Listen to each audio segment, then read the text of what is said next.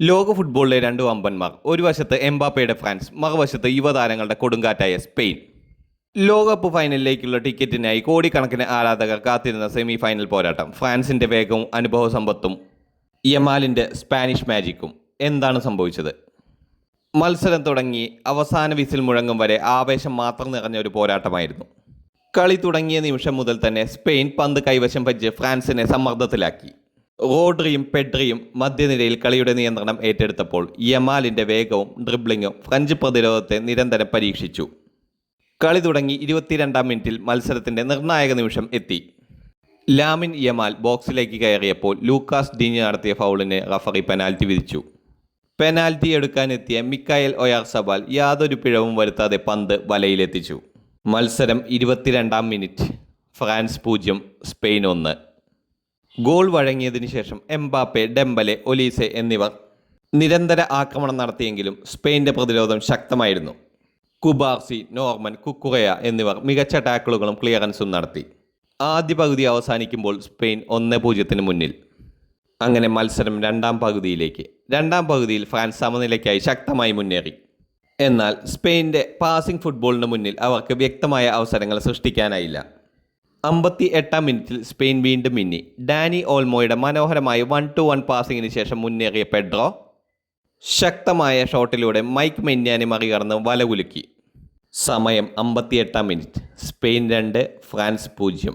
Goal നേടിയത് Pedro പോറോ. അതിനുശേഷം Spain പന്ത് കൈവശം വെച്ച് പൂർണ്ണമായി മത്സരം നിയന്ത്രിച്ചു. രണ്ടാം ഗോൾ നേടിയതോടെ മത്സരം പൂർണ്ണമായും സ്പെയിൻ്റെ നിയന്ത്രണത്തിലായി. ഫ്രാൻസ് എംബാപ്പയും ഡെംബലെയും ഒലീസയും മുന്നിൽ നിർത്തി അവസാന നിമിഷം വരെ തിരിച്ചു വരാൻ ശ്രമിച്ചെങ്കിലും സ്പെയിൻ്റെ പ്രതിരോധവും മധ്യനിരയും അതിന് ഒരു അവസരവും നൽകിയില്ല. റോഡ്രിയുടെ ശാന്തമായ കളിയും പെഡ്രിയുടെ പാസിങ്ങും കുക്കുറയുടെ പ്രതിരോധ നിരയും ചേർന്നപ്പോൾ ഫ്രാൻസിൻ്റെ എല്ലാ ആക്രമണവും വിഫലമായി. റഫറിയുടെ അവസാന വിസിൽ മുഴങ്ങുമ്പോൾ സ്കോർ ബോർഡിൽ തെളിഞ്ഞത് ഫ്രാൻസ് 0, സ്പെയിൻ 2.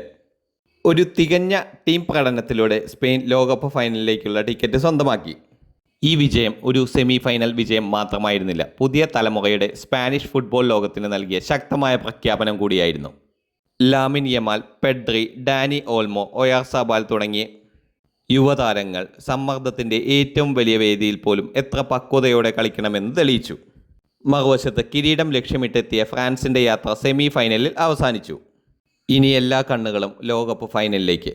സ്പെയിൻ വീണ്ടും ലോക ചാമ്പ്യന്മാരാകുമോ? അതോ അവസാന പോരാട്ടത്തിൽ മറ്റൊരു അത്ഭുതം കാത്തിരിക്കുമോ? ഈ മത്സരത്തിൽ ഏറ്റവും വേദനയേറിയ കാര്യം, കോടിക്കണക്കിന് ആരാധകരുടെ പ്രതീക്ഷകളുമായി ഇറങ്ങിയ കിലിയൻ എംബാപ്പയ്ക്ക് ഈ മത്സരം മറക്കാൻ ആഗ്രഹിക്കുന്ന ഒരു രാത്രിയായി മാറി. സ്പെയിൻ്റെ കൃത്യമായ പ്രതിരോധവും മാർക്കിങ്ങും കാരണം തൻ്റെ പതിവ് വേഗതയും ആക്രമണ മികവും പുറത്തെടുക്കാൻ അദ്ദേഹത്തിന് സാധിച്ചില്ല. അവസരം സൃഷ്ടിക്കാൻ അവസാന നിമിഷം വരെ പോരാടിയെങ്കിലും ടീമിനെ ഫൈനലിലെത്തിക്കാൻ അതൊന്നും മതിയായില്ല. അവസാന വിസിൽ മുഴങ്ങിയപ്പോൾ എംബാപ്പയുടെ മുഖത്ത് നിരാശ മാത്രം. ലോകകപ്പ് കിരീടം എന്ന സ്വപ്നം ഇത്തവണയും കൈവിട്ടെങ്കിലും ഫുട്ബോൾ ലോകം അറിയുന്ന ഒരു കാര്യമുണ്ട്: ഇത്തരം തോൽവികളിൽ നിന്ന് ശക്തനായി തിരിച്ചു വരാനുള്ള കഴിവ് എംബാപ്പയ്ക്കുണ്ട്. എന്തായാലും കാത്തിരിക്കാം നമുക്ക് എംബാപ്പയുടെ തിരിച്ചുവരവിനായി. കൂടുതൽ വാർത്തകൾക്കും വിശേഷങ്ങൾക്കുമായി ഈ ചാനൽ ഇപ്പോൾ തന്നെ സബ്സ്ക്രൈബ് ചെയ്യുക.